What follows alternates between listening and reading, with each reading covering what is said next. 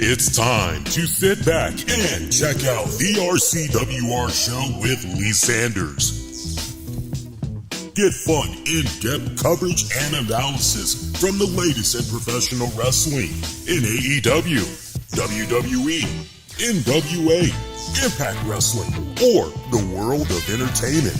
From hit TV shows to your favorite sports like the NBA or NFL. All things music, movies, and beyond, while trying to make sense of this crazy world we live in.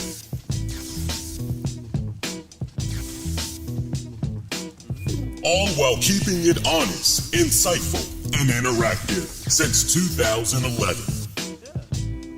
And now your hosts, live from the nation's capital of Washington, D.C., Lee Sanders.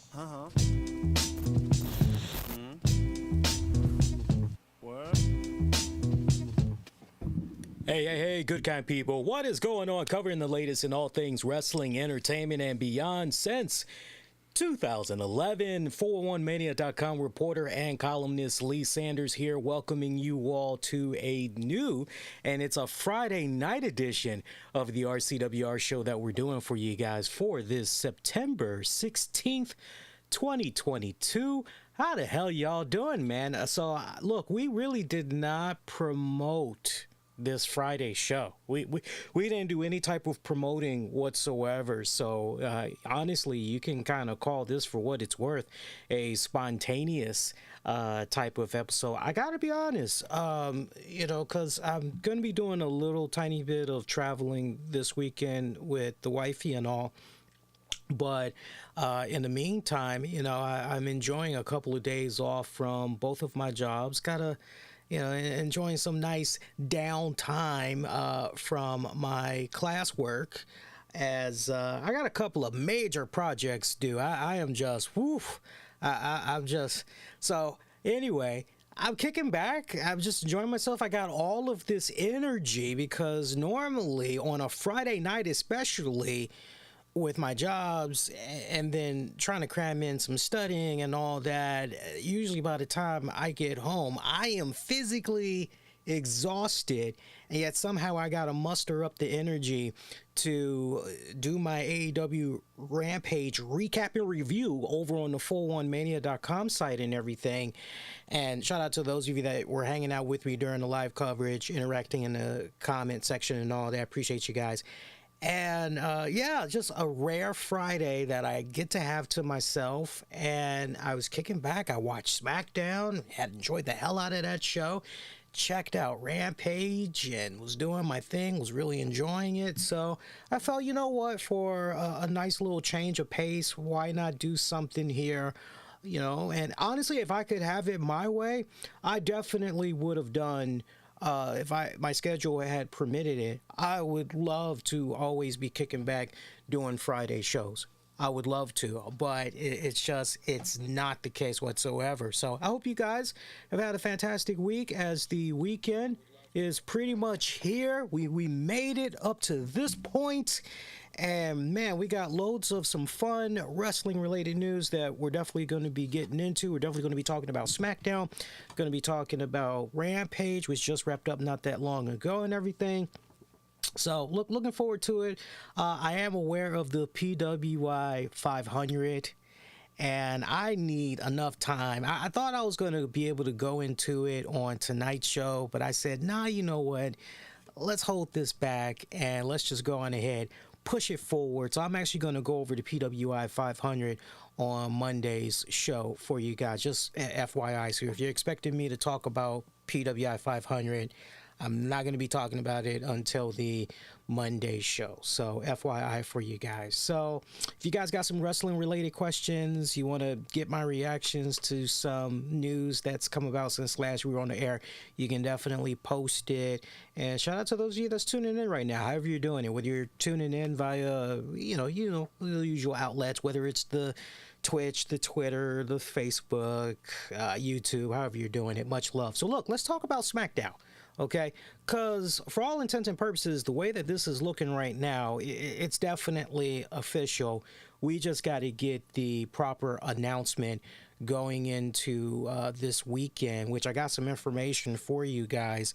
You know, a lot of us were expecting to see the official announcement of Logan Paul and Roman Reigns on tonight's SmackDown, but that was not the case at all. Instead, what we got was essentially a promotional spot on tonight's SmackDown to go out of our way this Saturday and watch a press conference that's going to be going down 12:30 p.m. Pacific this Saturday, September 17th.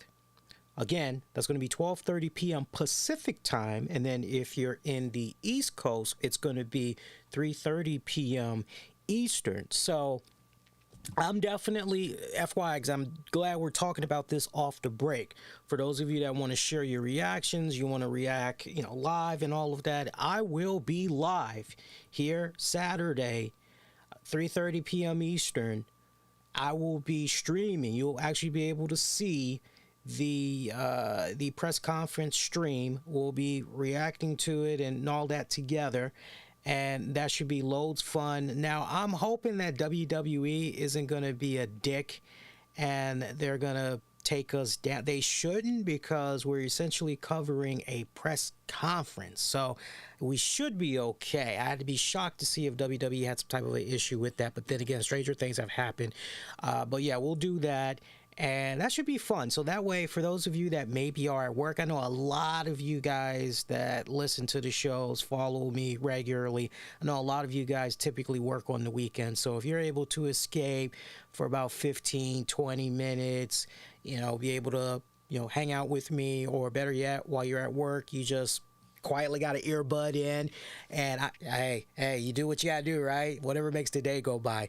Maybe you got an earbud, you can just let the audio play. I will definitely hook you guys up. But for those of you that's going to be in the Las Vegas area, shout out to you guys. Looks like WWE is going to be doing this press conference at the Dog House Saloons Sports Bar. Again, the Dog House Saloon and Sports Bar out in Las Vegas. Matter of fact, bear with me a second. I'll give you guys the address, because I was actually looking at this place. I'm going, yeah, what's going on with this place? I need to know more about this. What's going on? And I got to tell you, and I'll actually show you guys just a couple of pictures of this. It looks fucking fantastic. Apparently, they had just won a Industry Excellence Award for this calendar year for Sports Bar of the Year. And these guys, I mean, you want to talk about entertainment and all that. I don't know how many of you guys have actually been to a sports bar, or maybe you've done something like, what's the joint with the wings? Not Wingstop, Buffalo Wild Wings, if you've done maybe something like that, or if you've done Dave and Buster's. But it kind of has those type of elements to it, but much cooler. I mean, it's really badass. It's really bad. It's interesting because, you know, a couple of people that I saw, you know, I really didn't see people talking about where WWE was going to be doing this. Everybody was just going, oh, they're doing the press conference, but it's like, okay, yeah, but this place, visually, how does it look and everything? And let me show you guys a couple of pictures of it right now for you guys. Just a couple of quick pics so you guys can get an idea what's going on. Look at this. Look at this. How would you like to get your fix for sports, wrestling joints and all that? I mean, does that look badass, or does that not look badass?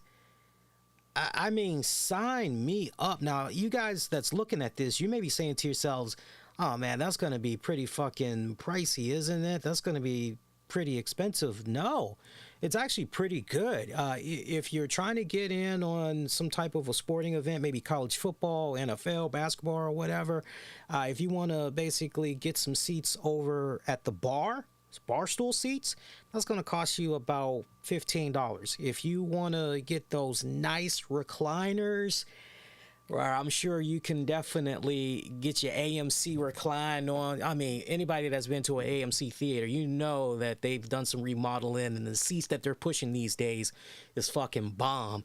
they've got those type of recliners at this bar, and like you're literally in front of the TV. You can do it's like multiple friends of yours. If it's up to 4 friends, you guys can pretty much get your own little section, enjoy these recliners where you're looking at the big TV screens and all that, right? That's only $25 for the recliner seats. Put you in that spot. That's only $25. There was another level which was $20. I think $20 without the recliners, but you get some relatively decent seats, some tables basically, and all that, right? It's badass. So pretty affordable. I was very impressed with what I saw. Right down to the point, I gotta tell you guys, my wife, for a couple of years now, has been trying to get me to go to Las Vegas. And I told her, I don't care for the gambling. I don't care for it. Las Vegas doesn't But after seeing that bar, doing my research on it, I'm going, wow.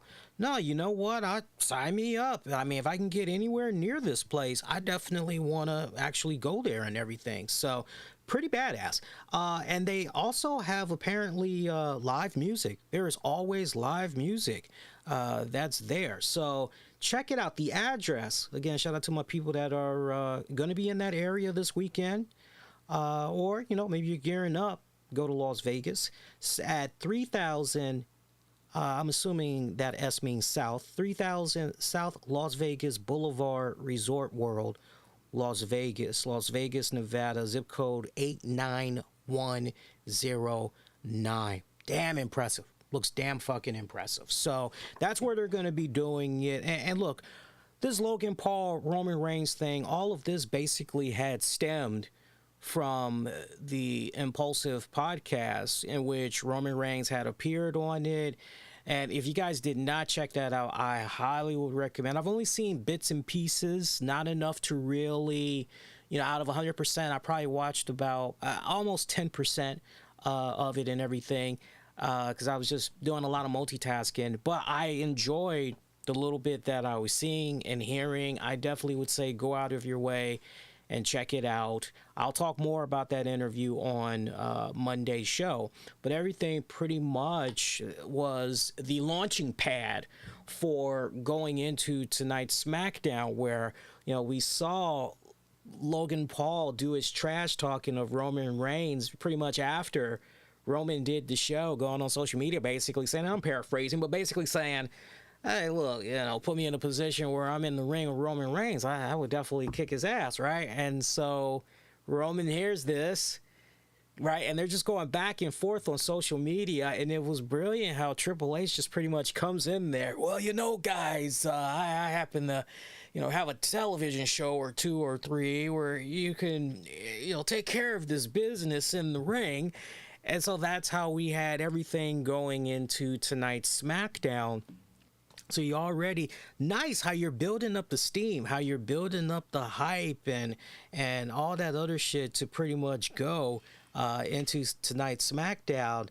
Loved it. I freaking loved it. Why you barking, mama? Why you barking? False alarm, mama. I don't know why she's barking. I don't know. She probably just woke up from a nap, and she does that sometimes. But anyway, Logan Paul coming out there, kicking things off, kind of getting a chilly reception from the crowd. Right down to the point, they started doing the what chants on him, and Logan Paul being a damn good pro about it, playing off of them and everything. Yeah, you could tell it was kind of getting to him a little bit, but he pretty much just rolled with it. And I'll say this about Logan Paul, and I think that when you're in an opportunity where you're able to work with guys like a Triple H, you're able to get some feedback from a guy like a Roman Reigns and, you know, Miz and all these other people. You know, it's not like the other guys that I had mentioned, where some of them and other names that you guys can picture in your head, where they're just being a deer in the headlights and they're kind of choking up, they're kind of freezing up as the crowd is pretty much taking advantage of them and everything. But Logan Paul, very calm, very cool, very collected and everything. He was out there and he was ready to see Roman Reigns in the ring one-on-one. It did not go down, as we got a nice consolation prize. We did finally, because we hadn't seen him since SummerSlam, see the return of His Excellence. My name is Paul Heyman. Great seeing my man Paulie back. Looks like he lost a little bit of weight. Would you guys agree, or do you feel maybe he's actually still about the same? He kind of looked to me as though he lost a little bit of weight there. Okay, but great seeing him. Bloodline. Of course, we got Sikoa, right? Shout out to Sikoa, who had won the North American Championship off of Carmelo Hayes from this week's NXT and everything. So, you know, Bloodline pretty much representing and everything. Heyman has a word or two with Logan Paul, basically telling him, you don't want none of this, right? You can go challenge anybody else. You don't want none of Roman Reigns. Logan Paul comes right back. Paul, what are you afraid of? Like, you afraid I'm going to, you know, beat your boy's ass? What, you afraid that, you know, me talking with him and having some words, you afraid that it's going to ultimately lead to me demanding a match for the champ? Notice, and I wonder if this was purposely by design, but for those of you that watch SmackDown, did you guys peep how when Logan Paul was referencing ultimately, hey, it's going to set up me challenging Roman for the championship, did you notice how Logan Paul did not say championships, plural? Did you notice that basically when he did reference the championship, he didn't do the long drawn out to recognize both championships. He didn't say the WWE Universal Heavyweight Championship. He didn't he didn't do all that. He just said WWE Universal Championship. So you're going, oh, so Logan only wants one championship? He doesn't want a shot at both of those titles? So I just thought that was interesting, because you can't help but wonder, you know, was that by design? Is that what Logan was supposed to say? Or was he supposed to say in his promo, hey, I want to, you know, we'll see what happens. Maybe I want to challenge for both of those championships, right?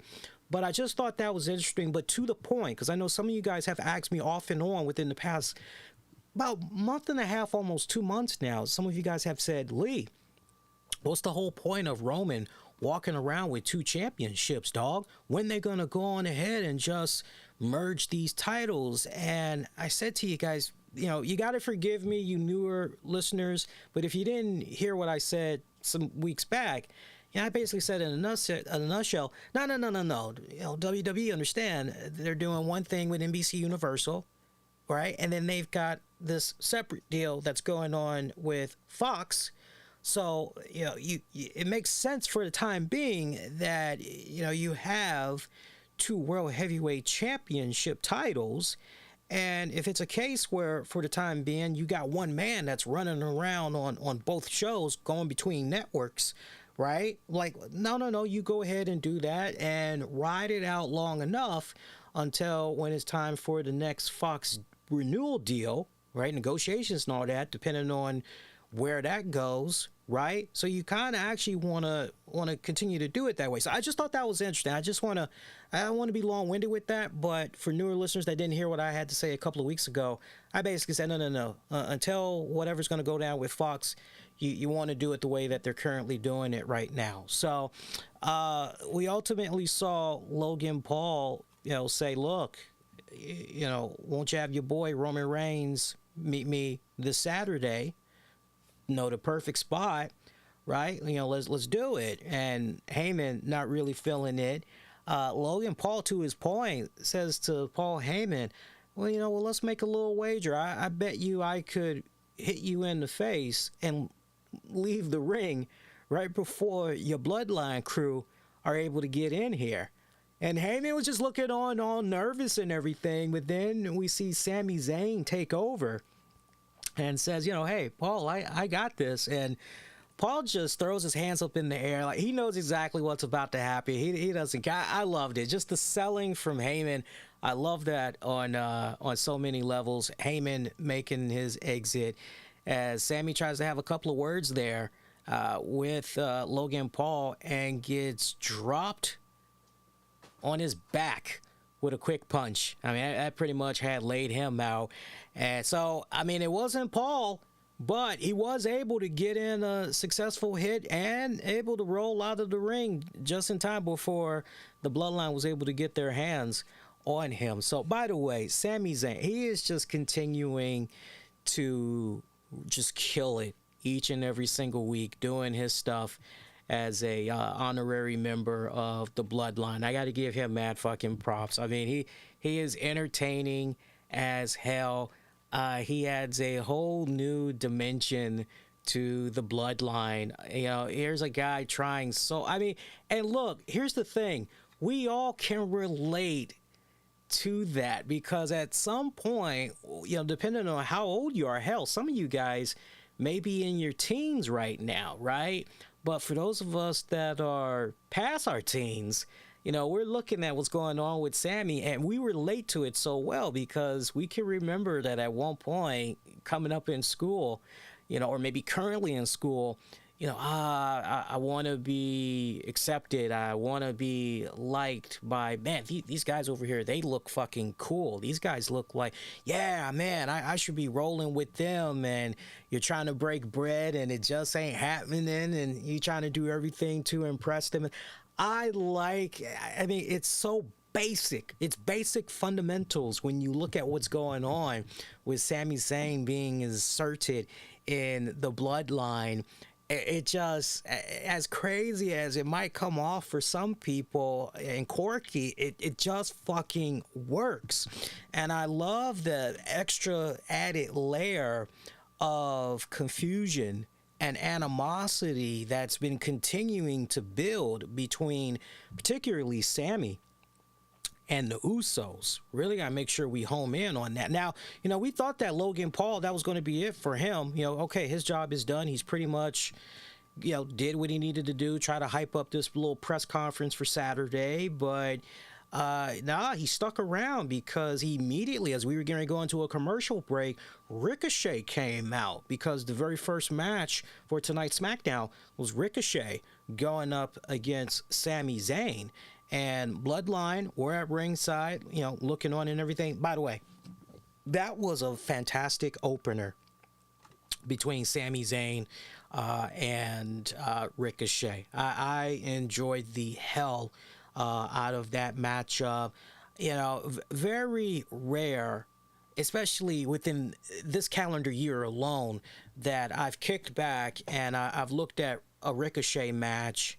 You know, because most times I've gone over the years, Ricochet, But no, I've really been enjoying what's been happening, to my point, what's been happening with my boy Ricochet within these past several weeks. It really, does it feel to you guys, I'll ask you guys, does it feel as though we're almost getting back to basics here with Ricochet? Does it kind of feel that way to you guys? I'm liking the vibes that I'm getting right now. And I mean, it just feels like maybe Ricochet, you could almost make an argument, maybe he is now more motivated than ever because of the people, you know, the new hit people in charge, and they know his worth. They truly understand his value and creatively how to utilize him properly. And when it's all said and done, no matter what might have happened in the past, he's definitely getting that clean slate to,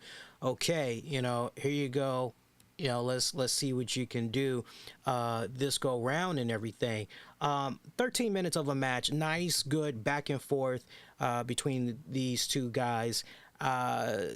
Ricochet picking up the W. Now, remember what I said just a few seconds ago about the added layer of animosity and all of that with the Usos from Sami Zayn, right? Because I believe it was Jey Uso.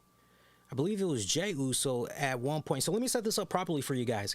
It looked as though Sami Zayn had this match in the books.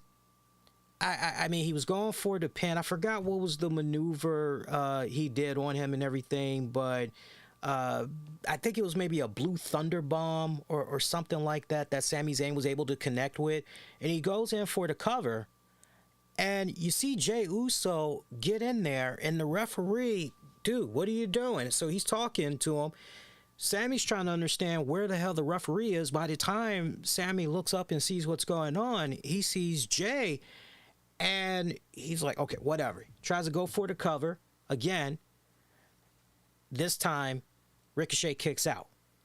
And Sami Zayn was so freaking white hot about that he actually rolled out of the ring, got in the face of Jay, and pretty much, you know, what the hell? And you can hear Jay clear as day saying to him, hey, you know, I thought our boy Logan Paul was going to get in there. That's the only reason why I got in there. And Sammy's like, no, I'm tired of this crap. Jimmy was trying to cool things down, right? Because we kind of understand that Jimmy has somewhat, you know, he's warmed up to, I hope I'm not getting the brothers confused, so you guys got to let me know, but I believe it's Jay that ain't really feeling Sammy. But we saw Jimmy try to smooth things over and everything.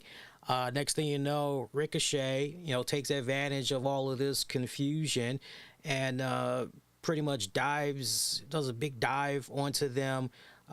Puts Sami Zayn back in the ring, does a shooting star press, 1, 2, 3. That's pretty much it. This is over and done, right?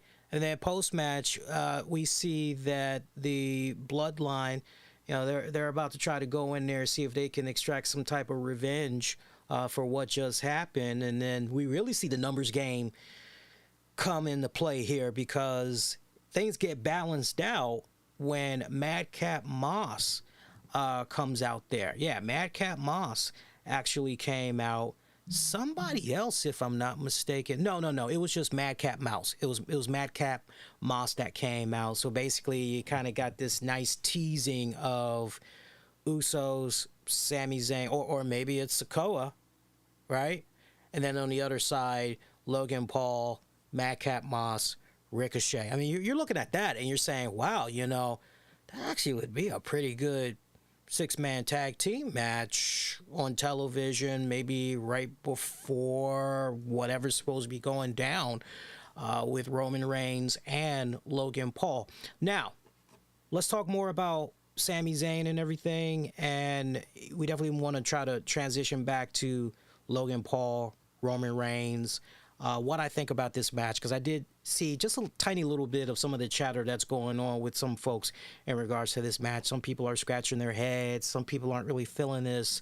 You know, some people, we'll talk about that in just like probably about a hot 2 minutes. But staying on Sami Zayn and talking about the animosity and all that, I liked how later on during this episode of SmackDown, Sikoa was getting ready to go out there for his match. As Sikoa, I believe he was putting up the North American Championship against, I believe he was putting it up against Madcap Moss in his respective match.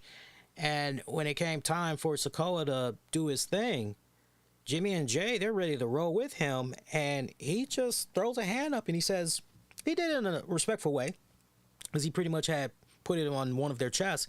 He was like, nah, Oos, I got this. I'm going to do this my way. I got this. And the brothers look on kind of like, oh, okay. But the coolest thing that Sikoa did, as he's getting ready to go to Gorilla, he looks at Sami Zayn and he says, Sammy, you coming? And Sikoa just walks off, and you got Sammy that, you know, he's looking on. He starts perking up, and he's looking at the Usos, and he goes ahead and follows. So I like that nice little friction that you got in there, man, because that whole layer, I mean, you do that just enough over the next couple of weeks. You just press the right type of buttons, and very easy, you can have the Usos say, yo, what the hell? Eventually, you could have them try to stop Sikoa backstage. Yo, the hell, man? You know, we're your fam. We're your blood, literally. Why the hell are you going with Sami Zayn? You know, what's up? We welcome you into this. We try to present you an opportunity to elevate yourself. We give you an opportunity to try to make some more money and, you know, and really get you eat on at this table. And this is the thanks that you give us, you know, after we pretty much pull you from obscurity. This is pretty much, I can see it going down.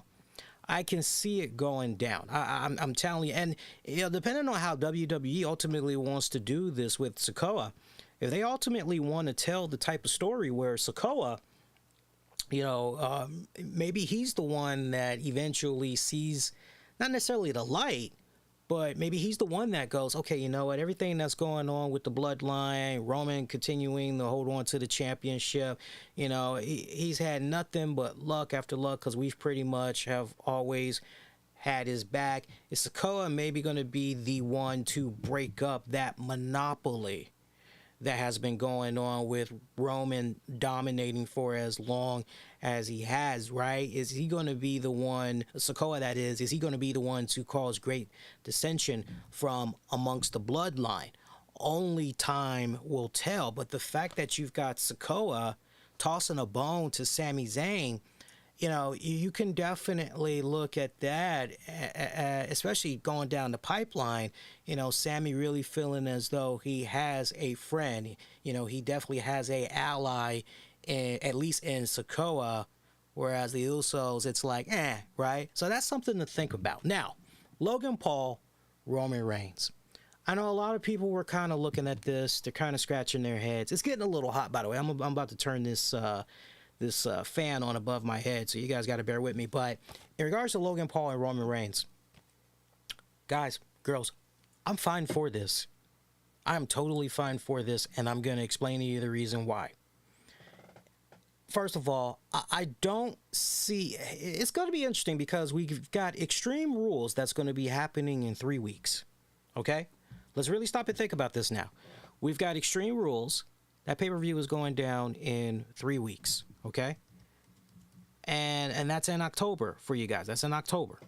But then afterwards, we've got in November the WWE Crown Jewel event. Okay? And the exact date for Crown Jewel, hang on. The exact date for Crown Jewel is going to be Saturday, November 5th. Again, Saturday, November 5th. But Extreme Rules is on October 8th. So, you know, I know you guys are kind of, you know, looking at that, and you may be saying to yourselves, man, so what are the odds that we get Logan Paul and Roman Reigns in Philadelphia? It ain't happening. It ain't happening. You can bet your mortgage. It ain't happening at Extreme Rules. First of all, that's PA. Can we be honest? Any wrestling fan that has been watching the WWE product for a good number of years now, y'all know that when it comes to Philadelphia, especially as long as I've been on the air, what have I always told you about wrestling crowds? If you want to know if a particular wrestler is over or not, what angles are working and what angles are not, put them in front of a smart crowd, a real crowd, like a DC crowd, Maryland, you know, Baltimore crowd, New York City, Philadelphia, you know, Pittsburgh. I go on and on, Chicago, right? Jersey. You're going to get the real fucking deal. Okay? So I don't see WWE willing to take that risk where they have Logan Paul involved in a main event match against Roman Reigns, in which Logan Paul is booed out of the freaking arena. Now that I've said that, can you guys just close your eyes? Just been watching the WWE product for a couple of years now, many years now. Just, you know that Philly crowd. You know that Philly crowd in your heart of hearts, do you not? You feel what I'm saying? This is why you leapfrog Extreme Rules and you go right to the Crown Jewel event in Saudi Arabia, because Logan Paul will not get those type of reactions whatsoever. And, you know, look, not to mention, and credit to WWE for the way that they've been doing the Saudi Arabia events overseas, you know, recently, because before it's just been, it's a throwaway show. Don't need to watch it. Don't care for it. maybe I'll just watch it on replay after it initially airs. Because remember, they were coming on at weird times during the work week, weird time during a weekend, and maybe you're at work or whatever, you're still sleeping, you're sleeping in, right? So no, it makes more sense to do it at Crown Jewel, because the pattern that WWE has been on as of late with their Saudi Arabia events has been really trying to make them feel blockbuster, special, going heavy with some marquee talents and everything. So I definitely, as far as predictions go, I mean, look, it's official. We're gonna get Logan Paul versus Roman. There's no doubt about that. I think now at this point, what people are wondering, well, is it going to be for Extreme Rules, or is it going to be for Crown Jewel? And now that I've explained to you that no, hell no to Extreme Rules, okay, so we know it's officially going to be going down at Crown Jewel. The only thing is, how white hot is it going to be, that press conference? Are we going to kind of go a little UFC with some pushing? We're going to take some cues, right? How are we going to do that? That's the real key. And I got a feeling that WWE, I wouldn't be surprised if they were somewhat a little bit inspired by some of the stuff that they saw with the CM Punk media scrum. And then let's not also forget what happened with Dana White. You guys will have to fill in the gap for me, but I had remembered skimming and actually seeing the video where from this past weekend, Dana White had said, hey, guys, sorry, but we're not going to be doing this UFC press conference because apparently there was like multiple fights that was going on backstage or some shit.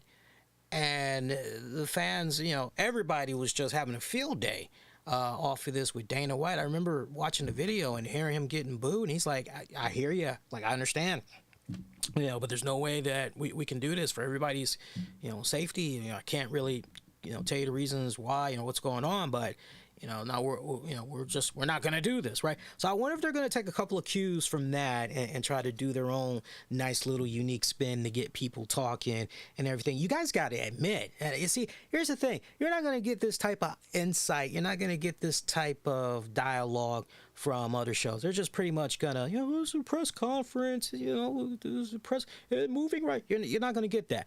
But isn't it kind of cool how WWE as of late, they've been trying to do their very best to give people something to talk about on weekends? Isn't it badass?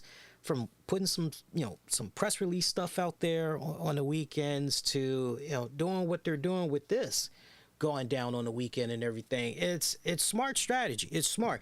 By the way, for those of you that are going to happen to be home this Saturday, and you want to watch that press conference, make no mistake about it, this press conference is going to be streaming on multiple social media outlets. You're going to be able to watch this for free. Apparently, this is going to be streaming on WWE's website as digital exclusive content. It's also going to be streaming on Twitter and Facebook. I would imagine they're also probably going to take advantage of YouTube as well. Better get that YouTube monetization. Seriously, better get that.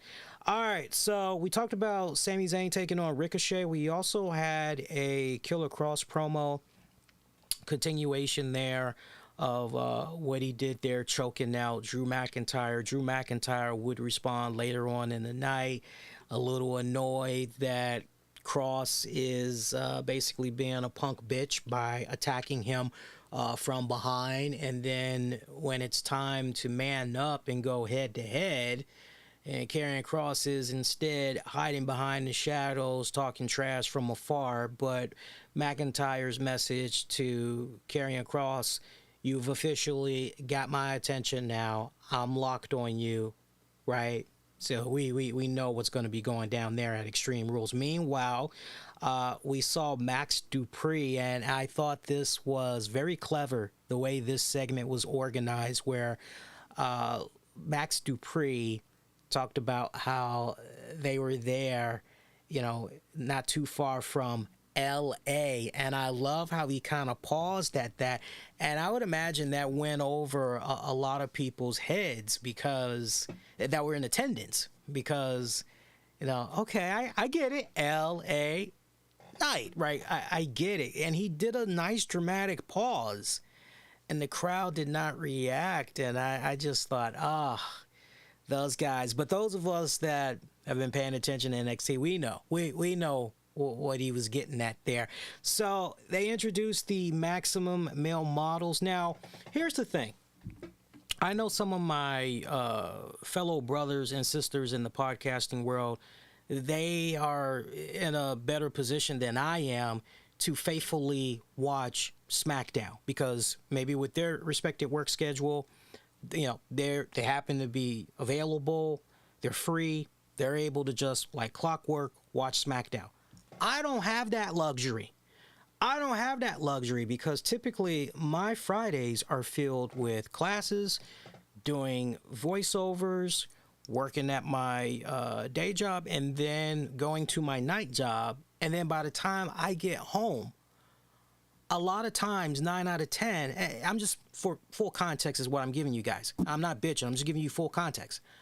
By the time I come in the house, I really, 9 out of 10, don't even have time to make a quick bite to eat, have dinner, because I've got to go right in front of the computer, and I got to start, getting my templates and everything ready for writing live coverage for Rampage on the 401 Mania site. So typically by the time I get in here, at most, there is 10 minutes left of SmackDown. So I don't even watch it. And I always say, maybe I'll catch it on the DVR. Never happens. Let me go on YouTube and I'll watch a couple of clips here and there. 7 out of 10, it doesn't happen. Unless I see something that's trending on my social media feed, or I'm in the Discord, where I'm a mod for a couple of joints and somebody's like, oh, did you see? Then maybe I'll go out of my way and check that particular thing out. But no, right? So I say that to say this. In regards to the maximum male models, I had no idea, because again, I'm not watching SmackDown like that. I only know, key things usually from SmackDown, but as far as the maximum male models, I couldn't fucking tell you who the guys were. But then when I'm watching tonight, I'm looking at one of the guys, I'm going, is that my boy Mansoor? Tell me that's not Mansoor. And then immediately I'm going on social media and I'm looking up, who makes the maximum male models, as we saw them try to show off the back to school fashion line, and they're coming out there looking like little choir boys. Jesus, the attires that they were wearing, they didn't even make it to the ring. They went down to the stage ramp area, and the next thing you know, raw, and you're going, is that my boy Braun? Braun comes out and just destroys the hell out of those guys. Hilarious shit. But I'm going, is that my boy Mansoor? And as I'm looking up, oh shit, that is Mansoor. Wow, so they put him in this position? What the hell? And for me, you got to understand where I'm coming from. In regards to Mansoor, I always was under the impression, and you guys that's, checked out the shows for a long time, I've sung the high praises of Mansoor. If I had any criticism of Mansoor, I said to you guys, look, we got to be careful in how we're utilizing this guy. We can't keep rolling this guy out when it just comes to the Saudi Arabia shows, and we're pretty much giving him this undefeated streak and all that other shit. We got to have him do some other stuff as well, while also doing this thing in Saudi Arabia. And I said to you guys, I don't know, I would have to go back and look at his Saudi Arabia record. But I remember I said to you guys at one point, yo, this guy so far is undefeated when he's in Saudi Arabia. And it led to a point where I said, yo, if it's me, and I came up with this crazy storyline where I said, yo, it'd be badass if we could somehow build this guy up, build him up as a good breakout single star. Let's start seeing him get some W's on the main shows. That way you're building him up even more, so that next go round there's a Saudi Arabia event. All right, well, the fan base, especially his hometown, if they're used to him, they've seen him do a whole bunch of stuff on the shows, and you could put him in a position where finally his streak is on the line, right? Because he's taking on a world heavyweight champion, right? Be it an intercontinental, or the world heavyweight champion. I think my original idea was have him go up against an actual, world heavyweight champion, and then, pretty much tell the Rocky story, basically, from Rocky 1, 1976, basically go that route, okay? So to see Mansoor, because I hadn't seen him since he was, God, the last time I saw Mansoor, and you guys correct me if I'm wrong, especially if he did anything afterwards, but I last recall seeing Mansoor do some stuff with Mustafa Ali.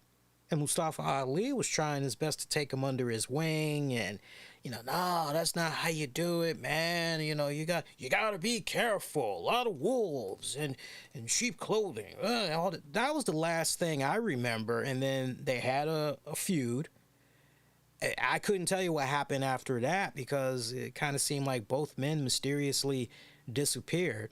Mustafa Ali first, and then eventually Mansoor. So to see Mansoor now, doing his thing with the maximum male models and all that. Look, I totally understand that not everybody can be in a intercontinental or tag team, or, you got to have some type of comic relief somewhere. If you're a wrestling promotion, you gotta have some type of a comedic relief. Almost an intermission, if you will. You got to have some guys be the punchline to set up a bigger star. I'm all fine for that, but I just couldn't help but look at Mansoor and say, God damn, what they done to my boy, right? And then I kick back. I wasn't upset, but I just go, this is what you're doing with my boy, like.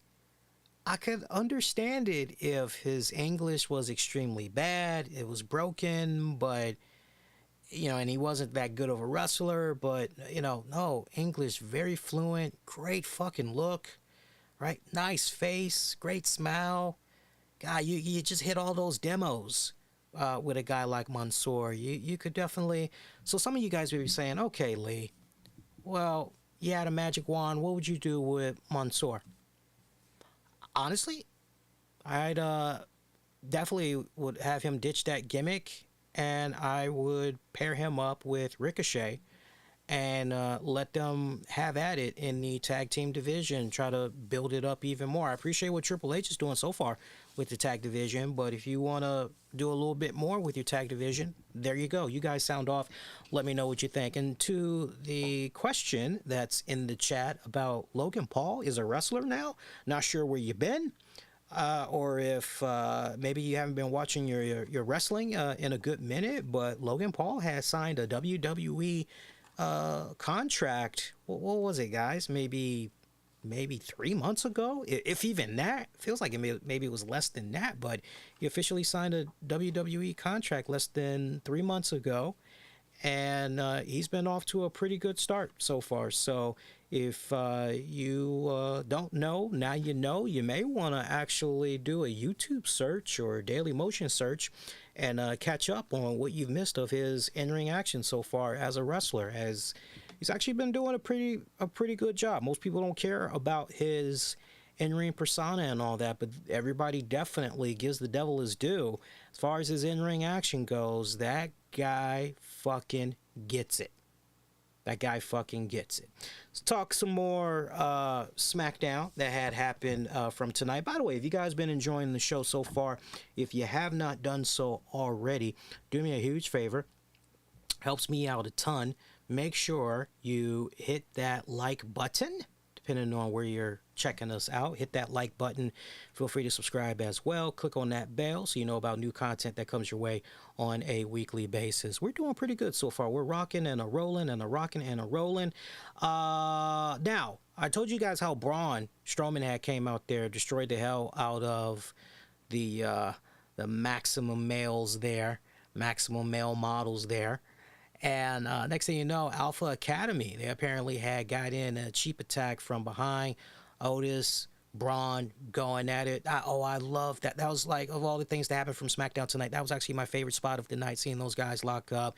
I remember at one point, Otis had connected successfully with a scoop slam. And, he thought he was done. He rolled out, just hyping himself up, pumping himself up. He felt good about what he did. Braun Strowman gets up and he's talking mad trash at Otis. He's like, get your ass back in here. That's all you got? Let's fucking go. Let's fucking go. And Chad Gable barely was able to hold Otis back. We would find out later on, actually right before SmackDown went off the air too, that Otis and Braun Strowman will be fighting one-on-one next week. So officially, unless something happens on Monday Night Raw, officially we'll be seeing Braun in his first match since being back in WWE play out on next Friday's SmackDown. So that should be pretty good. Meanwhile, Bayley went up against Raquel. I still call her Gonzalez, but I think her new name is Raquel Rodriguez.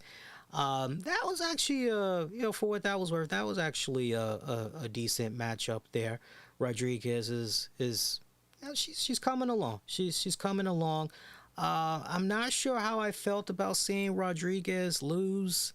I was a little, by that. Yeah, she's a little green in some areas, but I still feel that she's coming along pretty good. But at least the argument you could make, first of all, at least they put Raquel Rodriguez in a good position where when it counted the most, they had her shine in not just her athleticism, but her being a powerhouse. Basically, I love seeing her display of power on hand, right?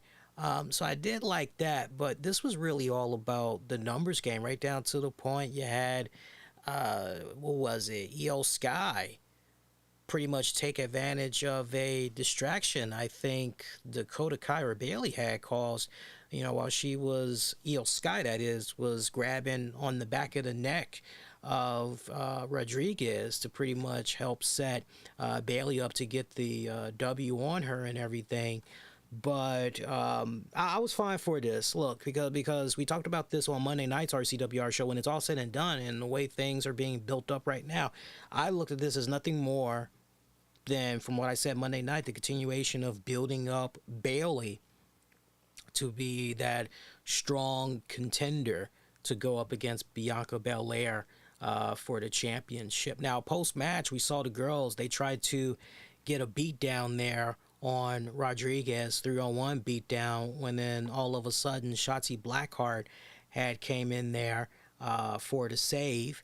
So that was nice to see. That was nice to see. And I like the reports that's floating around, by the way, of apparently rumor has it that Shotzi Blackheart is going to be getting back her tank. Because remember, we hadn't seen her with her tank in a good minute, and that was one of the things that definitely made her stand out as a WWE superstar, right? Because you would very easily go, oh, who's the chick with the green hair? Oh wow, she's coming out in a tank, right? If you were to say, oh, the chick that looks kind of gothic, you're kind of going, well, that almost kind of describes a decent amount of the chicks that's on WWE programming there, because you got Rhea Ripley, Liv Morgan kind of looks that part, right? I mean, you're just going down the list there, so you're like, wait a minute, who exactly, Bayley kind of looks a little, you could maybe say, definitely not tomboyish anymore. She's come a long way from the tomboyish look, but, you could kind of say, kind of teasing it. She's kind of teasing it a little bit, but when you say the chick with the green hair, gothic look, comes out on a tank. Oh, that girl, right? So if they are getting ready to bring back that tank of hers, that's badass. I miss the tank person. I know a lot of you guys miss the tank as well. Ronda Rousey was being interviewed by Kayla Braxton. And in this, we basically find out that Ronda Rousey is going to be facing Liv Morgan in 3 weeks at Extreme Rules. Rematch for the SmackDown Women's Championship. Key thing that Ronda Rousey says to Kayla Braxton, hey, look, all due respect, to Liv Morgan and everything, but she's pretty much had luck on her side these past couple of times that we've crossed paths. Ronda's pretty much saying that ain't going to be the case coming up at Extreme Rules. But then Liv Morgan, she happens to overhear what Ronda was saying, and she asked for Kayla Braxton to leave so she could have words with Ronda Rousey. And Liv tells her straight up, hey, look, you can say what you want to say. The fact that you want to come out here and you want to talk about luck, but let's be for real, I'm the only woman in WWE to date that has 2 wins over you. So you can call it whatever you want to call it, but that's fact. And you know what? I'm looking forward to actually defending this championship against you at Extreme Rules. So much so, I want to make sure that there is no doubt as far as a decisive victor goes, to the point. This ain't going to be just any old match. No. We're going to do a Extreme Rules match for the championship. To which Ronda Rousey puts up a nice little smirk on her face and pretty much says to her, okay, all right, so be it, your funeral, right? So, man, I just couldn't help, and I actually had tweeted this out, I couldn't help but just say, God damn, please, can we just get this championship off this girl already? Because the experiment, look, I know Liv Morgan's got her fans. I know I'm going to be hearing it, or I know I'm going to be feeling it on social media. But for me, the experiment is officially over. It's officially over. I can't stand the fucking crying. I thought Sasha was something whenever she'd be crying, but Liv Morgan is just taking it to a whole new other fucking level. I can't stand it. I'm like, I even, look, just to be fair, I even tried to entertain, well, maybe if we go heel with Liv Morgan. It's like, no, don't kid yourself, Lee. You're shortchanged. Just, no, the experiment it ain't working. Why are we taking this? We should have never taken this backseat to Liv Morgan. We should have gone in another respected direction, honestly, right? Some of you guys may say, well, damn, if not Liv Morgan, who exactly should we have built up then in her place? I think in a lot of aspects, Doudrop, man, that sucked, because you guys got to admit, when she first came up, and just all those weeks that was going on with Eva Marie, man, they were doing a phenomenal job in really building her up, and then it just fucking flatlined afterwards. Now they're kind of getting back to that point, right? But it's still a work in progress, right? But as some of you guys have seen as of late, some of the matches that Doudrop has been doing with, what's her name? Nikki Cross, Nikki Ash. You're going, God damn, these girls are, their chemistry as far as a tag team goes, to the point, what they did at NXT Worlds Collide, that was their best tag match to date since they've been a tag team. That shit was on fuck. I'm like, give me that. Give me more of those girls on SmackDown or Raw. I'm good. I can fucking work with that, right?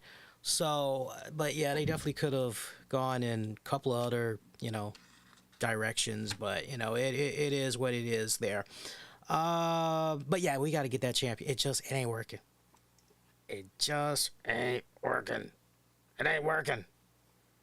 Ronda Rousey losing 3 times in a row to Liv Morgan? Come on, man. Can you just imagine the hypocrisy? Can you just imagine the shitstorm that's going to be created by some folks? Oh, my God. Yeah. I would imagine I probably lost people saying, we got to get the title off of Liv Morgan, but that's how I feel, folks. Convince me otherwise. Solo Sikoa defeated Madcap Moss. you know what? That was pretty good for what it was worth. That was actually pretty good. It wasn't really a foregone.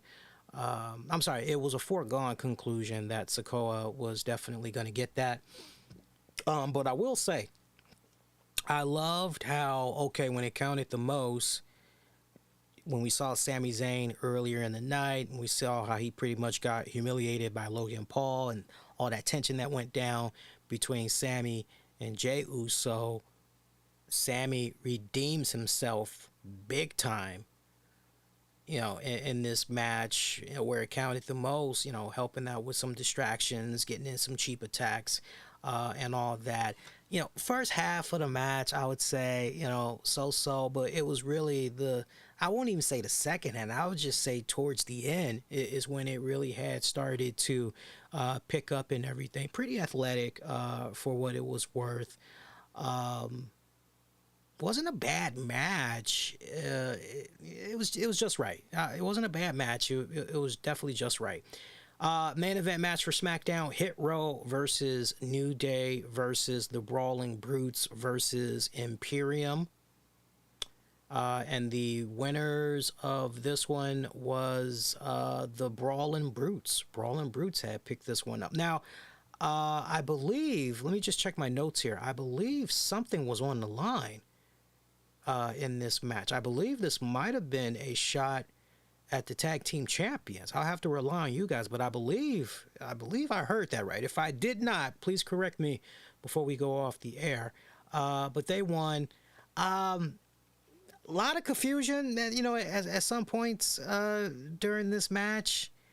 I liked the drama that was added to this tag match, because it wasn't a case where, okay, this team is going and now everybody's just quietly, this was literally, because the way this was set up, this wasn't a tag team elimination match, right?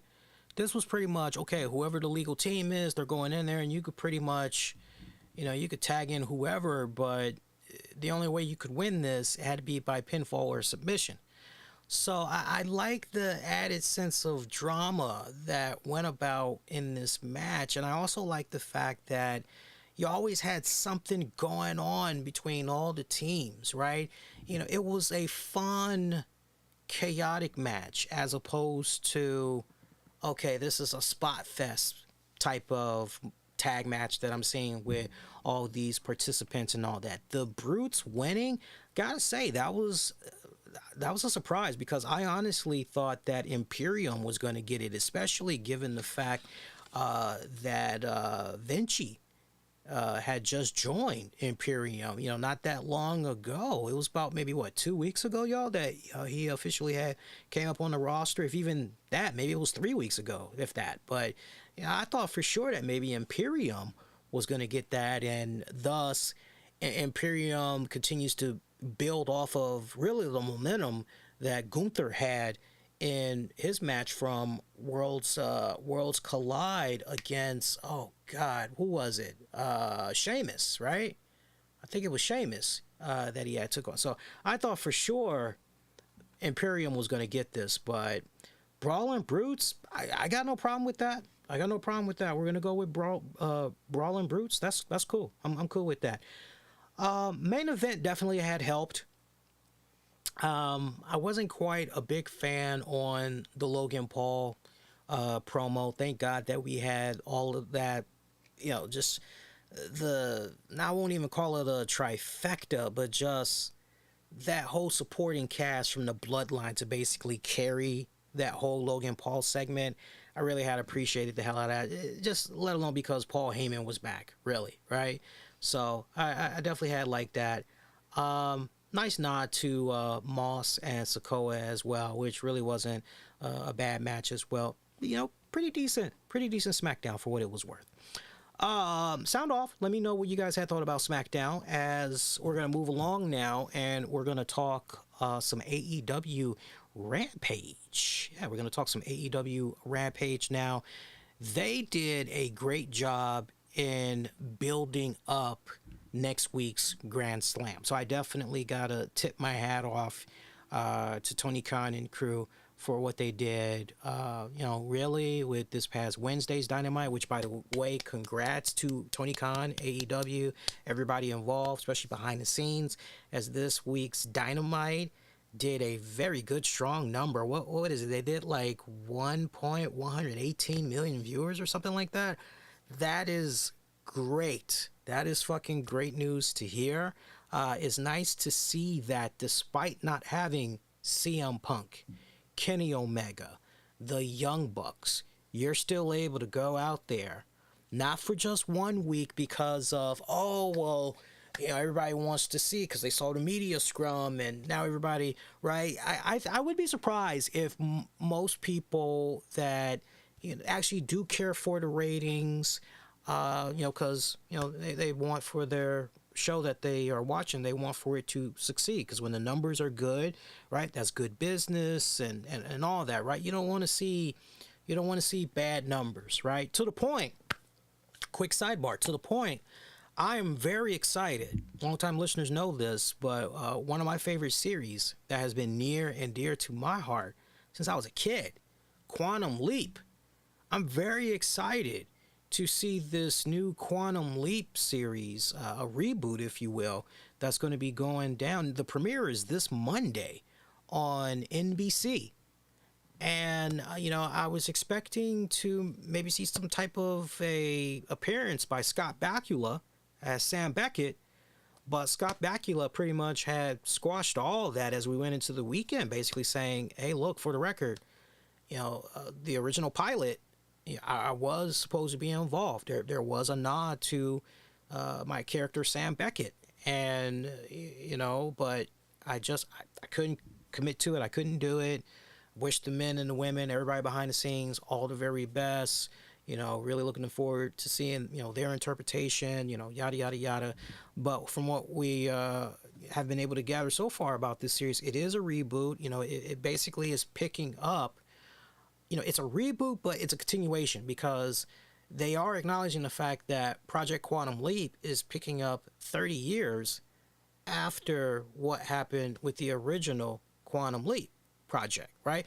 So I say that to say, if it wasn't for what was going on with the ratings for Quantum Leap's final season, which was their 5th season, the numbers were decent, but it was on a decline, but not to the point that everybody involved thought, we're good, because the way this, what now became the series finale, the way the last episode ended, it was a cliffhanger. I won't get into it for those of you that maybe haven't caught up yet, but it ended on a cliffhanger because they were that confident that they were going to come back, resolve it and everything, and then they got canceled. But it was ultimately because of the numbers, right? So to my point, we as fans, to a degree, we actually do care about the numbers, because ultimately, we care that the show is succeeding when it's all said and done. So to see that Dynamite, okay, last week you could say that was luck. Oh, it was just a media scrum. They're just, right? But to crush that week after All Out, that's great. That's fucking great. But nice build up that they did in setting up next week's Grand Slam. Now, remember, guys, Rampage for next Friday, which is going to be September 23rd. I need y'all to double check, make sure that your DVRs are set and ready to go, because Rampage is going to be a 2-hour show. Just that episode for next Friday, September 23rd, is going to be a 2-hour show, okay? And they announced a lot of matches on that bad boy, which we'll get into in a hot little bit there. Gotta say, love the main event match between Samoa Joe and Josh Woods. Those guys did fucking fantastic in their main event match. It had a nice, I like the grounded mat game that was played all throughout that main event match. And I also, it also gave me, I don't know, for those of you that watch Rampage, you can let me know, but it also gave me a MMA type of vibe as well. I had thoroughly enjoyed what I was seeing here, and this was for the ROH TV championship. Now, look, I've only seen a few matches of Josh Woods from over the years, and a little bit that I did see years prior. I liked what I saw. I thought, okay, up and coming wrestler, okay, yeah, it's pretty good. But since last I had saw him, I won't even say on a semi-regular basis. I'm just going to say the few times that I did see him from what I can remember, and then going into now, leaps and bounds. He's done pretty damn good. I sadly did not see the big bulk of his stuff from ROH. I sadly did not get a good chance to see it. But I really had loved these guys going at it so much. I definitely, somewhere down the pipeline, wouldn't mind seeing these guys again. I would be more interested in seeing for some of these championships. I would be more interested in seeing somebody continue to chase after the champion, even after they've, maybe lost. I would love to just continue to see them go at it, continue, make it official, make it a rivalry, and just keep, I would love to kind of see that, and I think a guy like Josh Woods somehow continuing with Samoa Joe, I think that would be pretty badass. And then as far as Samoa Joe goes, good God almighty, Samoa Joe, fountain of youth. I mean, Samoa Joe, these past handful of years, he's just pretty much stayed the same way in ring wise. I mean, he comes off like he has not missed a step. I mean, you're expecting for him, okay, you're kind of getting up there in age now.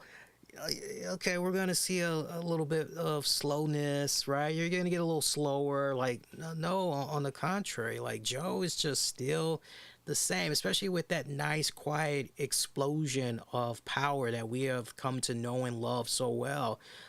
Joe looked fucking phenomenal in this. He looked pretty good. He looked pretty good. I won't say fucking phenomenal. Let's just take that a tier down. I'll say he looked pretty good, right? He got attacked, Samoa Joe did, post-match by Smart Mark Sterling, Josh Woods, and Tony Nese. And Wardlow had actually came out there for the save. It was interesting how they had Samoa Joe set up, because you had Tony Nese on one side of Joe, Woods on the other. They pretty much had Samoa Joe on his knees, holding his arms. Smart Mark Sterling was getting ready to crack Samoa Joe in the face with his ROH TV championship, and then you hear the music of Wardlow coming down there, and everybody, just decides to haul ass. Wardlow gets a hold of Mark Sterling. You're like, uh-oh, we're about to see the symphony of power bombs. And next thing you know, Tony Nese just manages to grab the ankle there of Sterling, pull him out the way in time.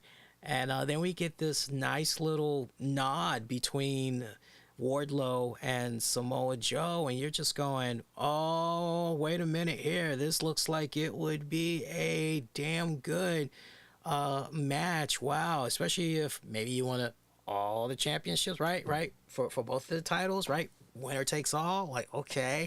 Or you're looking at it, just from a standpoint of just, hey, definitely for sure down the pipeline, those guys go at it, okay, title or no title, those guys are just going at it. Physically, that's gonna be one badass fucking match. I am what is going on with my girls? They must be playing. That would be one badass. Yep, they just did a drive-by. Yeah, poor poor I just saw my pick-a-mees. They're literally doing a wrestling match behind me. I just saw my pick-a-mees on her back as my furry little daughter Chloe was on top of her, and my pick-a-mees is just on her back, kind of scooting her way into the bedroom. Oh, that's hilarious. That's fucking hilarious. I'm sorry about that, guys. Anything can and will happen when we're live on the air. So FYI for you guys. God, I almost lost my train of thought. What was I saying? So I was talking about Wardlow and yo, sign me up for that. Keep teasing me with that until you get to your next pay-per-view. Just keep teasing me with that. I don't want to see that on TV. That's one of those matches. Now, you know what? Let's make people pay to see that matchup, right? And I hope we get that. I really don't want to see that on play out on TV. I would love to see it. I don't want to see no rubber band man. No, I don't want to see a best of 3, right? 2 on TV and then third one's at the paper. I don't want to see that. I don't want to see it. Now, before Rampage went off the air, hopefully you guys were paying attention, because, you know, as soon as you saw Samoa Joe had won, you're going, yeah, okay, all right, well, that was nice. And like literally, we got Excalibur breaking in news like 20 seconds before Rampage is going off the air, that apparently Tony Khan made it official. And it's going to be, I'm about to shut this door because they going at it, man. They're not, they're just being playful with each other. But Tony Khan made it official. And apparently on next Friday's Grand Slam Rampage edition, it's going to be Wardlow, Samoa Joe teaming up to take on the team of Tony Nese. And girls, quit it. It's okay, quit it. I'm telling you, man. I'm just ordering my own business, and I'm just sound like little fucking gremlins, man. Wardlow, Samoa Joe teaming up to take on the team of Tony Nese and Josh Wood. So badass. I'm looking forward to seeing that go down. Also for this week's Rampage, another great standout match besides the ROH TV Championship match that I just told you about. Probably the match that should, I personally feel, have a lot of people talking. Penelope Ford taking on Willow Nightingale. I don't have enough years under my belt and watching the career of Willow Nightingale. I've probably at most, I would probably say 3, potentially 4 years. I'd be shocked to hear 4 years, for sure 3 years. And I've never seen Willow in a bad match. And I definitely have had my fair share of seeing some of her work play out in the NWA and all, right? And I've enjoyed her work every single time. Again, I've never seen Willow have a bad match. Worst case scenario, okay, the chemistry just isn't quite here between these girls. Not really on Willow, because Willow knows her shit. But Penelope Ford, god damn, and I'm not saying that because of how stunningly beautiful she is as always, but god damn, Penelope Ford has really been busting her ass, putting in the work, and all around becoming a better in-ring athlete. And tonight was a great display of that. I mean, she has made leaps and bounds, tremendous improvement. Depending on how long you've been following her career, some of you guys, whether you want to go to year 1 of AEW and, or year 1 of her being in AEW, you guys definitely, can admit that Penelope Ford versus what we have before us now, night and day, day and night, night and day. Sincerely, very impressed with her. Right down to the point, I'm putting a bold prediction out there. You guys can call me crazy, but I would be shocked if we went to 2023, fall 2023, and that girl has not captured either the TBS Championship, the AEW Women's Championship, or the ROH Women's Championship. I would be very shocked to see if by fall 2023 she still hasn't captured one of those titles, because I feel that with the current trajectory that this girl is on right now, she can definitely get to the level of a Britt Baker, a Thunder Rosa, a Jade Cargill. I feel she can definitely get to that level. And I would just, for fans of the AEW product, and you're just particularly, looking at AEW original talent, that should make your ears perk up, yeah, that should put a smile on your face to hear me say something like that, right? Because I don't just throw high marks out there just for the fucking hell of it, okay? The girl has definitely been busting her fucking ass. And you know what?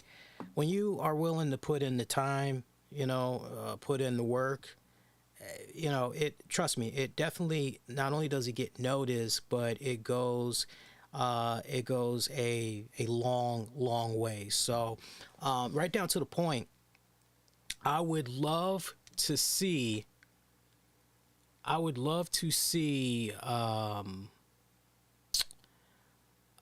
just lost my train of thought there, forgive me there. No, but right down to the point, I would love to see damn, I can't remember what I was trying to say. You guys gotta forgive me. It's live. It happens, especially since it's kind of late at night now. Sometimes I get brain farts. It happens. But no, fall 2023. I would love to. Oh, I know what I was getting ready to say there. Forgive me. I would love to see more of Willow and Penelope on TV. I definitely would love to see Willow and Penelope more on TV. She's fucking busting her ass. She's fucking busting her ass.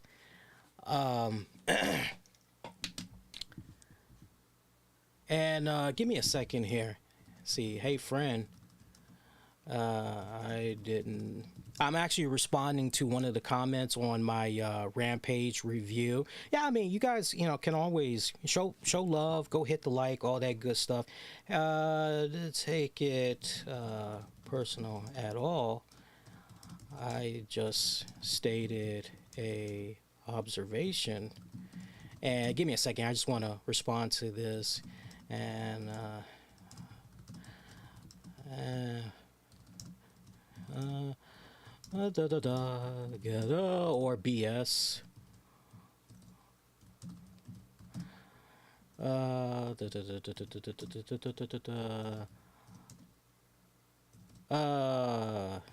Hang on. I just wanted to respond to this. I normally don't respond to stuff like this live on the air, but somebody's taking something that I had said in my written up review the wrong way. So just so you guys know what's going on.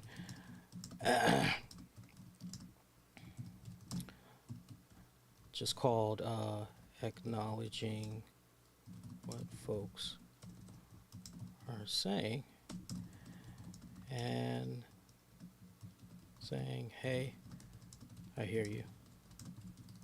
Let's talk. That's it. Yeah, so that's it. Just want to get that out there. So anyway, let's keep rocking and rolling. They're back at it again. Watch out now. It's just when I thought I was done with the wrestling. Lord have mercy. Here we go again. So what else had happened on Rampage? Yeah, great match. I would definitely say go out of your way, check out the Penelope Ford Willow Nightingale match. You guys definitely will enjoy that one. What else? What else had happened here tonight? I'm just trying to. Oh yeah, Darby Allin had took on Matt Hardy. I almost forgot about that match. That was a good opener. I don't have a problem with Darby going over in this one, especially since Brody King pretty much. He's doing his Braun Strowman right now. He's not done with him yet, right? I'm totally okay with that. I'm totally fucking okay with that.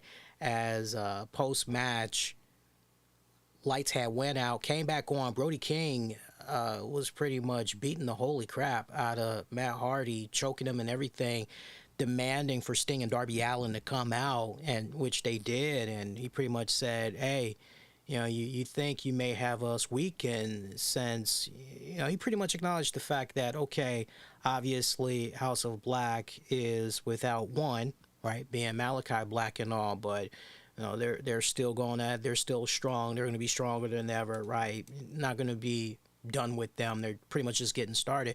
Pretty much challenge was issued for Sting, Darby Allin to face the House of Black next week. And Sting, Darby Allin, they pretty much accepted. But it was hilarious how you had Matt Hardy dangled up in a little chokehold by Brody King, over the ropes.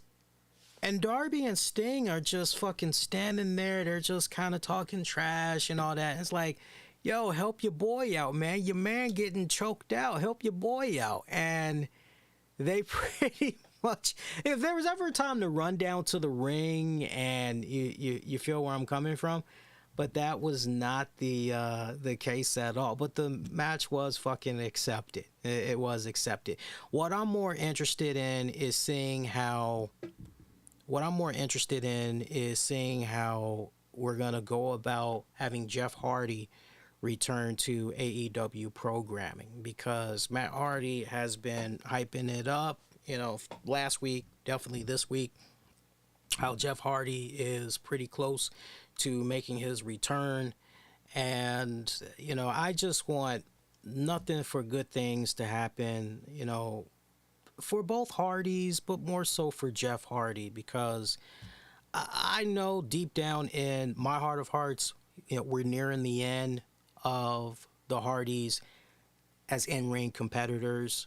I just feel that at this point, just with a lot of the things that I'm seeing with the Hardys, maybe, just maybe, maybe 2 more years, 3 max. 2 really good years, 3 max of the Hardys in action, and then that's pretty much it. I don't see them doing the thing where they go back to the WWE and they do a couple of more match. I'm not seeing that. I'm being totally honest with you guys. I don't see that happening. Instead, what I see happening is once the Hardys are done with AEW, that's pretty much it. And I see them going back to WWE to be inducted in the WWE Hall of Fame. Trust me when I say that all the stuff that had went down with WWE trying to get back Jeff Hardy, and then this whole Hall of Fame bullshit and all of that, I just feel in my heart of hearts that had nothing to do with Triple H, Paul Levesque. That's just ultimately how Vince McMahon was trying to play things. I feel that Triple H will play it much differently, especially considering just all the battles that he had at one point with the Hardys, their involvement with the company, going back to, the Attitude Era, Monday Night War, all of that. I mean, when it's all said and done, these are the boys. Triple H is one of the boys. I see Triple H really trying to do right by the Hardy Boys, but I'm not seeing a part-time type of deal once Hardys are done with AEW. So for AEW fans that maybe have been looking into the crystal ball, or for those of you that's maybe been wondering, hey, do you see Hardys doing something match-wise in WWE again, Lee?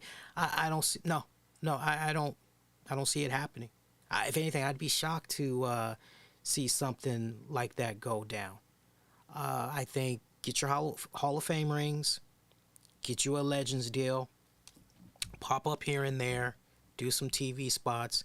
That's about all I pretty much see, and that's the end of it. That's the end of it. But I really hope that once Jeff Hardy does come back to AEW this go round, my greatest wish is I hope we can get the Hardys as a tag team one good, strong, last hoorah.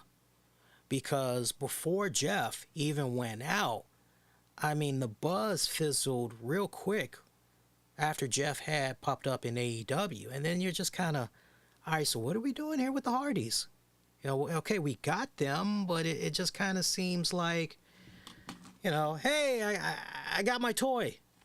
I got the bobblehead that I've always been looking for. I finally got it. Great, yeah. And just put it on the shelf and it's collecting dust, and then you just that's how I kind of felt what was going on with the Hardys. So now to see that Jeff's coming back, I just hope, okay, let's do right this time. Because honestly, their name still fucking sells, right? I mean, shit, merchandise alone, their name fucking sells. But let's have one last hoorah. Let's really build these guys up. Let's see them go up against the Sting, Darby Allin, Have them take on House of Black. Have them take on the Lucha Brothers. Have them take on the Young Bucks. Have them take on FTR. Have them take on the Briscoes. Have them take on Private Party. Have them take on Andrade, El Idolo, and Roosh. Have them take on Ray Phoenix, Dante Martin, Lee Morty, right? I mean, there's some really great plug and play that you can fucking do with these guys. Let's see them fucking go there with these guys. Even in regards to John Silver and Alex Reynolds of the Dark Order. I remember a couple of weeks ago, you guys recall, I was giving them high fucking praises for I can't remember who their opponents were. I kind of feel like maybe they were I'm pretty sure they were taking on Swerve in Our Glory. And I just remember going, God damn, was that fucking solid, right? So, I hope we get that. If anybody that's a Hardy's fan, you all should be really hoping that when Jeff comes back, we will truly get that one last hoorah with them as a tag team, because anything else is pretty much going to be a bust. Speaking of a bust, that's B-U-S-T, by the way, bust. We saw a bust of a match with Danhausen as he lost. I don't even think it was 60 seconds. Got to be honest with you guys. I don't even think it was 60 seconds. We saw him lose to Ego Ethan Page. I mean, this was just... I'm trying really hard. And it's not that hard, but I'm trying hard to stay optimistic and upbeat. And I love the Danhausen character. I remember initially... You guys that's been checking out the shows for a good minute, you guys know this. With Danhausen, it was, what's going on with this guy? Like, I haven't seen anything with his in-ring stuff, and you guys had chatted me up. You got me caught up to speed. And then combining what you guys were telling me about of him with what I looked up online and, looking up his little weird little quirky interviews, I'm like, oh, okay, he's got a Svengoolie vibe that's going on. Okay, and if you, again, for newer listeners, if you don't know about Svengoolie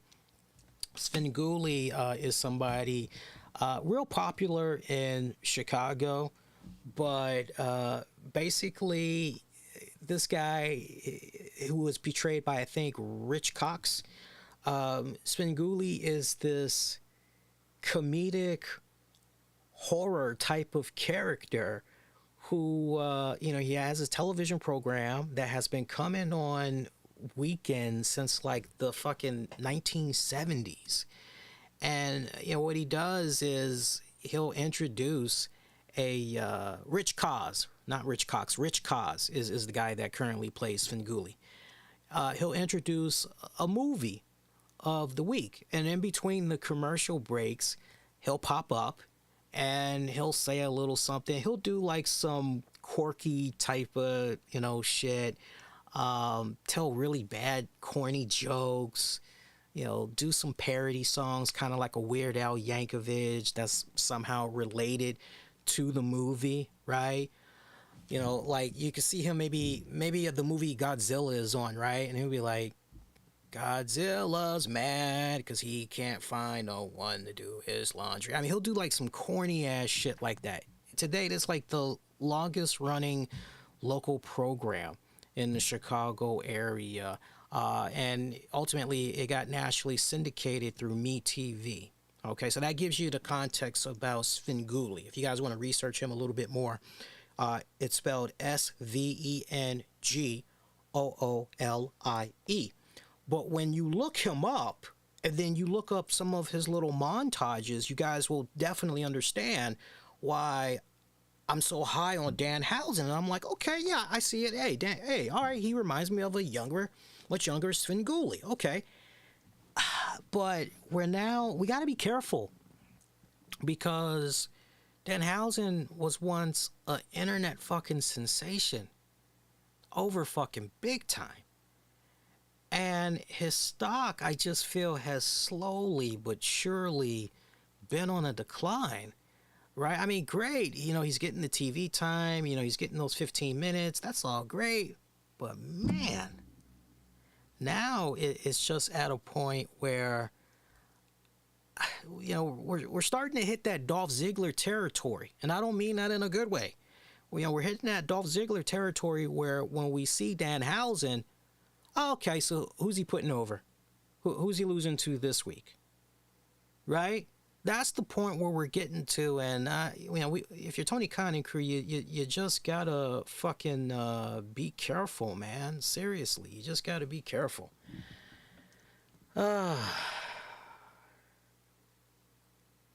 Jesus. Jesus fucking Christ. I don't know. That's just how I'm feeling. To each its own, but that's just how I'm feeling. I think that might have been all the action from Rampage. I'm just going back, looking at the rest of the matches here, match card.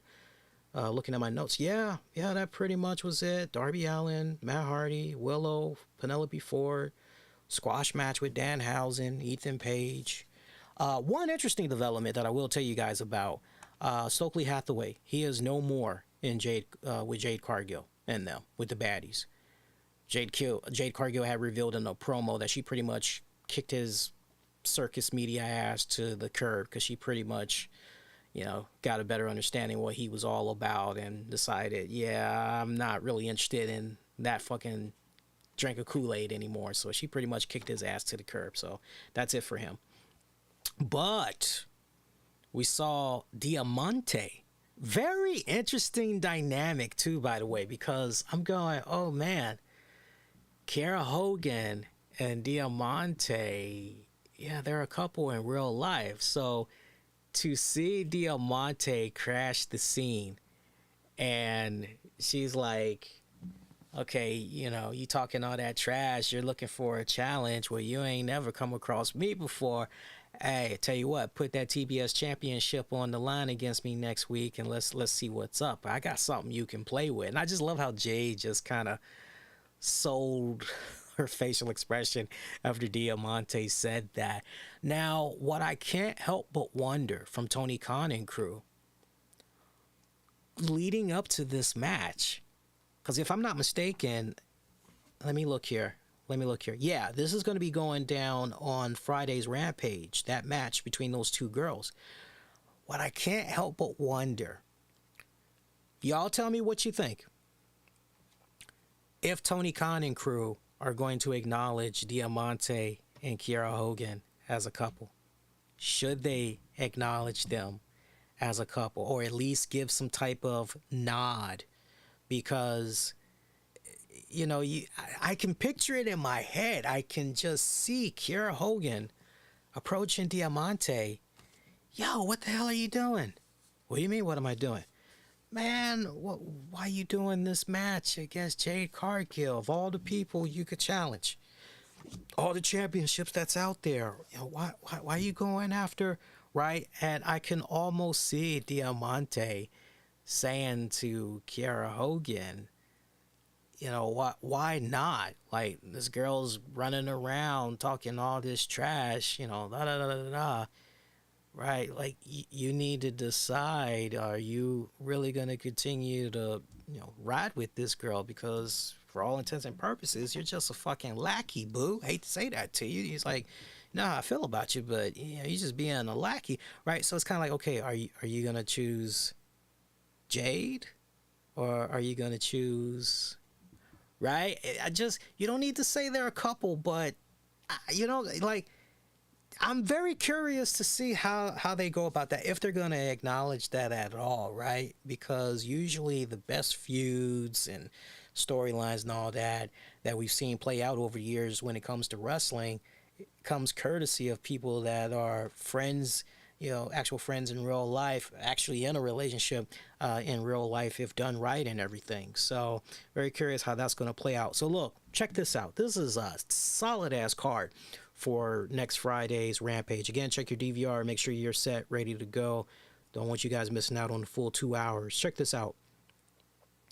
Powerhouse Hobbs takes on Ricky Starks. Ray Phoenix, first time ever, Ray Phoenix goes up against Jungle Boy.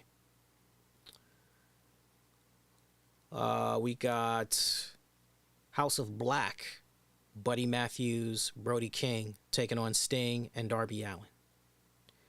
Jay puts up the TBS Championship on the line against Diamante. Meanwhile, we've got a golden ticket battle royale match where whoever wins has a future shot at the AEW World Heavyweight Championship. I believe I had heard that correctly. Meanwhile, Daddy Magic and Cool Hand Luke team up to take on Hook and Action Bronson. And Sammy Guevara takes on Eddie Kingston. And they did air a little vignette promo of that where Eddie Kingston pretty much was doing most of the talking about how he can't stand Sammy's ass, hates him to fucking death and all that other, shit, right? And it's fucking hilarious. It's just fucking hilarious. I'm going, wow, let a couple of weeks cool off there. Way to really capitalize on, right? I mean, you guys should have been really on fucking top of this, but yeah.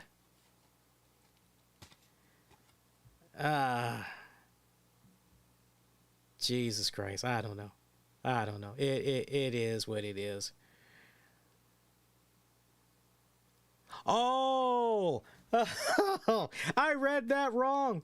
Oh shit! Edit.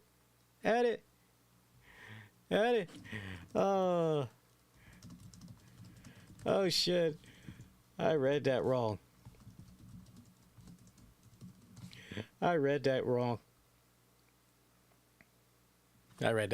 Anyway, I'm just scrolling through messages in the timeline there. Don't mind me. All right, and that's all the matches for Rampage for this Friday.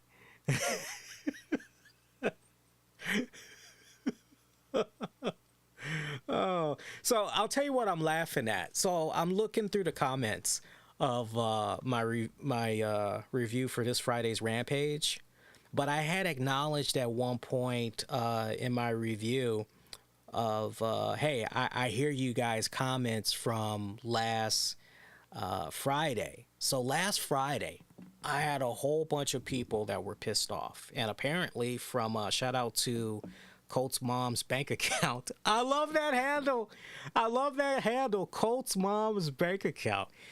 He's telling me openly here in the posts here for the review. You can see this yourselves. Just look up my review. He's telling me how apparently my rating and review, which was I think I gave the show a 6 for Rampage last Friday. I gave it a 6, and people were pissed. People were fucking pissed. I had them calling me all kinds of names and all that shit. So Colt's mom's bank account, he goes, laugh out loud, your rating last week got so many panties in a bunch. This came up in a movie/TV Discord I'm in. In fact, it was recently retweeted going the rounds from a Cisco Ebert review of Full Metal Jacket. Reviews aren't in a vacuum. The scale isn't this an amazing wrestling show. This is a really good episode of Rampage based on what Rampage is and has been. Dynamite is held to a higher standard. Raw is compared to Raw. A pay-per-view is held to pay-per-view standards relatively. Almost all sites do that. AV Club has always reviewed that way. Say weekly reviews of Brooklyn Nine-Nine. You're rating them relative to other B99 episodes.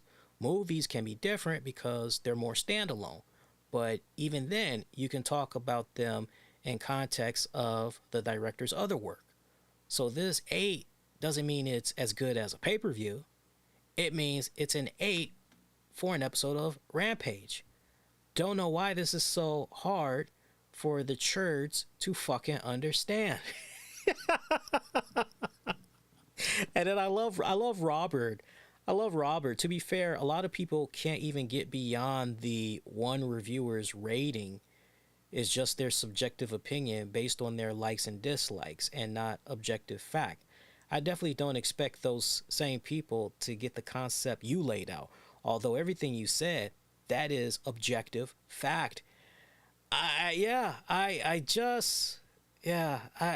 weird. It's really weird. Since I've been doing this with 401, I just celebrated my 1 year anniversary working with them. It's been weird seeing how, and I gotta say, as long as I have been doing reviews, I think that was probably the first Rampage.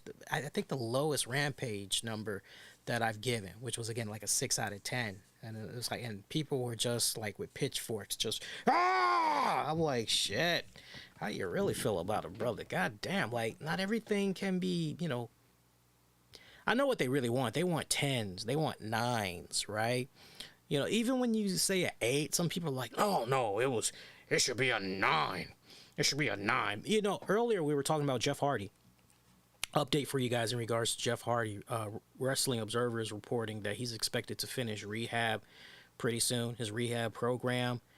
And after that, he would be able to return to the ring. I just hope that he just stays gone a little bit longer. Just really take all the time he needs. Am I like many fans? I can't wait to see him come back. If he plans on coming back, and by all intents and purposes, Matt has already put it out there. Jeff's looking forward to coming back. Can't wait for Jeff to come back. Then it's like, okay, well, you know what? If Jeff has thought long and hard about it, and this is what Jeff wants to do, if he wants to come back, hey, man, really hope he does well, right? Eric of the Viking Raiders, he is out with a foot injury. You heard me right. He is out with a foot injury. Not really sure how long he's going to be out, but if you guys are kind of keeping track, hey, haven't seen Raiders in the past couple of, he last was on TV the final week of August, and he pretty much hasn't been seen since then. So FYI, that's what's going on with him. As far as the timetable, how long he's going to be out, not really known right now. Now look, quick programming note. I just heard back from Julian Cannon, my friend from Wrestling Court, Digiday, and the Nocturnal, and he was telling me that my brother-in-arms, or our brother-in-arms, Anthony Missionary Thomas of Wrestling Sue, a green light for the three of us sitting down. So now I'm just trying to find out, okay, what's the date and time? When are we supposed to sit down and do this? But remember, I was telling you guys the three of us was going to be sitting down, pretty much do a sequel to what we did with the panel we did back in June, Awesome Con. We're going to do basically a nice little podcast version, get together, shoot the shit and all that. I would imagine at some point we're going to talk about that PWI 500 list. I don't see us going over the whole list, but just maybe going over some key joints and all that.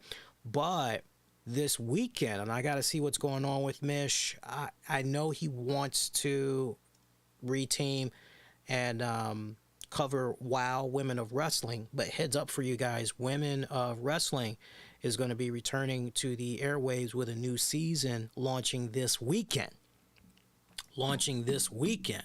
So you guys need to check your local listings.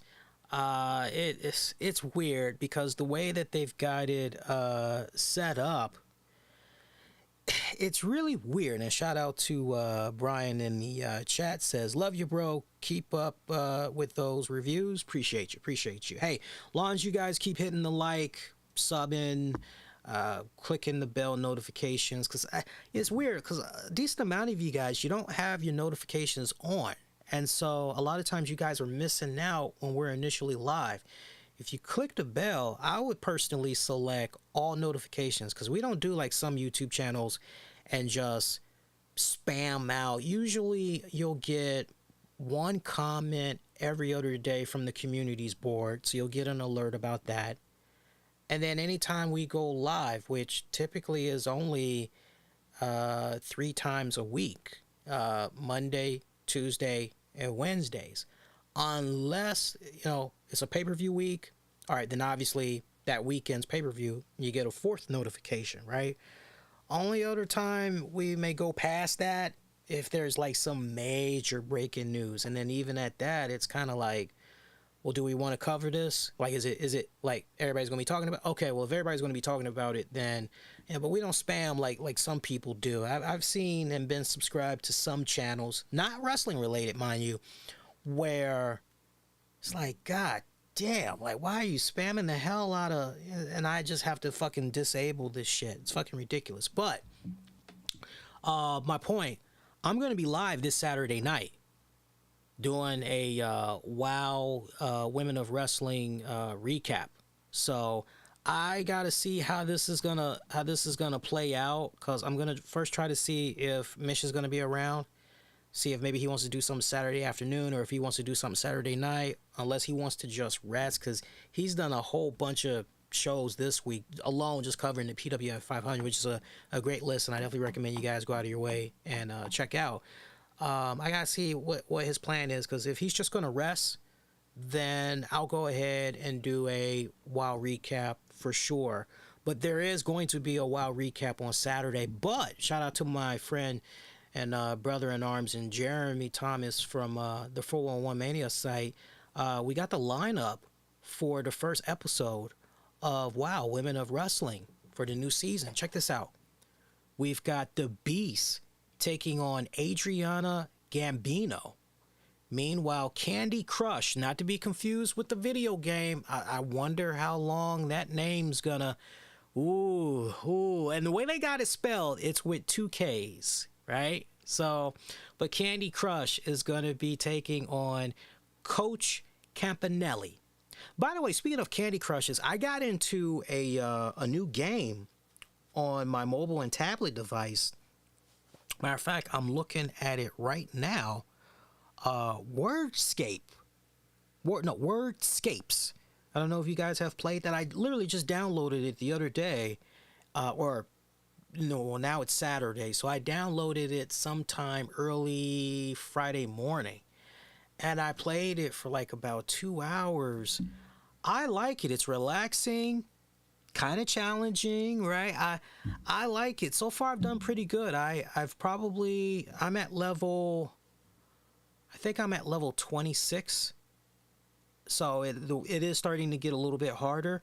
I think I've maybe used I've used only one hint to let me know, okay, what letter is coming up here, so I can figure it out. But I've been killing it on that game. I like it. If you like a nice, fun, stimulating game, relaxing game to play, especially as you're trying to mellow out for the night and all that, I would recommend that. I would definitely recommend that. I'm assuming that the main event is going to be the Beast and Adriana Gambino, because the other match that I'm seeing here, the Tonga twins, are going to be facing Chantilly Chella and Rondi Ra. Hey, what happened to Chantilly Chella and my girl, Chantilly Chella and... I don't know, I forgot her name in WoW, but Alicia Edwards. Because remember, last season it was Chantilly Chella and Alicia Edwards. I just can't remember what WoW name she was under. But, okay. So I got to see how this new team of Chantilly Chella and Randy Rah-Rah. When I hear Randy Rah-Rah, that sounds like a Pom Girls person, does it not? I mean, it literally sounds like that. So... what I want to do, I wonder if I can play this clip for you guys. I'm trying to figure out if I can play this clip. If I can, then that's great. If I can't, then you know what? That sucks. But I think I might be able to play this for you guys, because it looks like we got ourselves a trailer of this new season. Looks like they put out something new. So what do I want to do, guys? I think I want to go to browser, right? Yeah, I think I want to go to browser. Let's just call this WoW. Okay, and then the URL. Hang on here. You guys are about to see it in less than 10 seconds here. All right, boom. All right, and all right.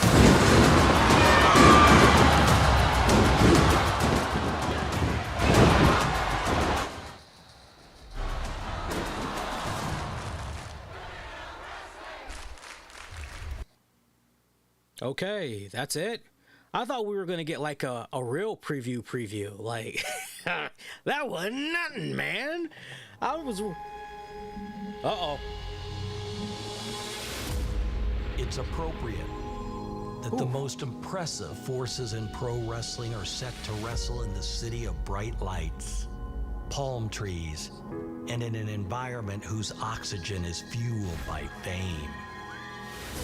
For tonight, the promotion of WOW Women of Wrestling presents the biggest attraction of its history, and expectations of this battle are epic.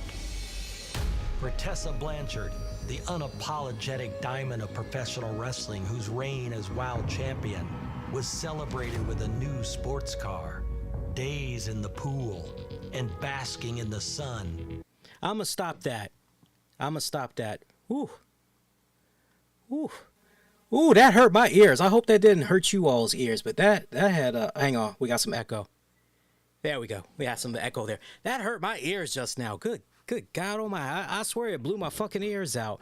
Now, what I'm going to be most curious about is that was from last season. That's why I didn't let that play for you guys, because I don't want you guys getting confused, because where there's some confusion right now is it would appear that Tessa Blanchard did not film anything the respective weekends earlier this summer with WOW after that whole fiasco that went down with how she was handling some of the girls in the training or whatnot. At least, you know, mum is the word. Everybody's being very quiet right now. Some of the girls that's part of the WOW roster that, you know, I've maybe chatted with from time to time, I've tried to get some feelers out, and, you know, because of confidentiality agreements they sign, like, nobody is trying to say shit because they don't want to get in trouble. And I respect that totally.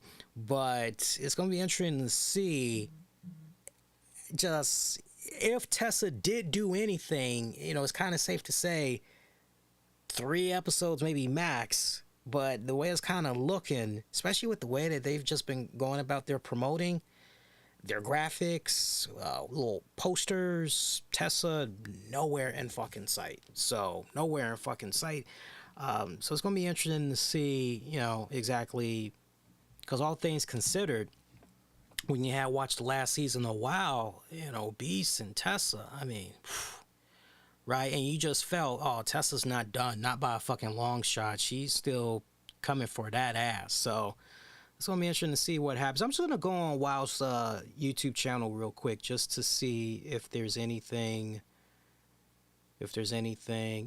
Yeah, so that was like the only thing that they had put out. But yeah, I'm going to be live sometime Saturday, either Saturday afternoon or maybe Saturday evening. I'm definitely going to get with Mish and see how he's looking with him and everything. But check your local listings, because depending on where you are, the way they got it set up, it's fucking crazy. It's fucking crazy. So other than that, any other wrestling related news we need to get into before we get ready to head off here? Apparently WWE has reportedly laid off a bunch of people from their marketing department. I just look at that as a move where, you know, if it's true that Tony Khan, Nick Khan is who I meant to say, sorry about that, where Nick Khan is essentially continuing on, you know, with what he was initially brought on to do, and that's just basically condense, try to help the company save money where they basically can and all that, right? Impact Wrestling, don't forget,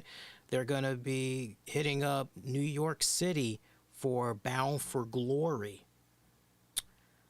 And Bound for Glory is going to be happening in October. So, looks like October 7th is going to be Bound for Glory. So, man, Impact Wrestling is going to be doing something October 7th and 8th. So, you missed Bound for Glory? Okay. but they're also going to be taping some Impact Wrestling episodes. Pretty much, I would think the next day. So, FYI, shout out to you guys that's in the New York area. Other than that, I think that's it. I don't really think there's anything else that has made the headlines since last we were on the air with you guys. I am looking, and it seems kind of relatively quiet. EC3 has issued a response to what Velveteen Dream had said on Instagram. I'm not going to touch that until Monday. I know some of you guys probably want me to touch that tonight. I'm not going to touch it. No, I will go into that on Monday. So little news tidbits here and there that can honestly wait until Monday. All right. So again, quick programming note. Saturday, September 17th, you get a WOW post show. I'm very excited for that. And then I will join you guys on Monday, September 19th, 2022, with an all-new RCWR show. Will be live after WWE Raw goes off the air, so join us for that. That Tuesday the 20th, new Wrestling with the Topics. That Wednesday, another RCWR show after... actually, no. Remember, the way we're doing it now with the Wednesday editions of the RCWR show... for those of you that's going to be listening on demand and on the downloads, if you're around Wednesday nights from 8 to 10 p.m., join us on Facebook, Twitter, Twitch, or YouTube as I'm doing live watch-alongs of Dynamite. And it's cool. It's been nice, the people that's been coming by, hanging out, showing love and all that. It's been nice. And then once Dynamite is over, we go into a official, the usual show that we do, because we pretty much do a nice quick capsule on everything that had played out with Dynamite and go even more into headline stuff and all that. And I really like the new format, the way we're doing it, because it puts me in a really great position where I can talk more wrestling news related tidbits, try to show love to other wrestling shows and all that. So it's good the way that we're doing it. Be kind, rewind, check out previous episodes you might have missed on demand and on the downloads wherever you get your podcasts. We are on Pandora, Apple Music, iHeartRadio, all over the place. Just search the RCWR show. One more time, make sure if you haven't done so already, you hit that like button so other people will be able to discover the content with great ease. Get at your man on Twitter, Facebook, Instagram. Use the keywords the RCWR show. To those of you that are checking this out live, appreciate you guys. To those that's going to be watching or listening to this for on demand and on the downloads, much love as always. Appreciate you guys. If you're going to be waiting for the audio version of this, give me about an hour or maybe less, and I will have this up in no time. Till next go around, wishing all of y'all to be safe and most importantly be kind to one another. I will see you guys next go around. Take care, y'all.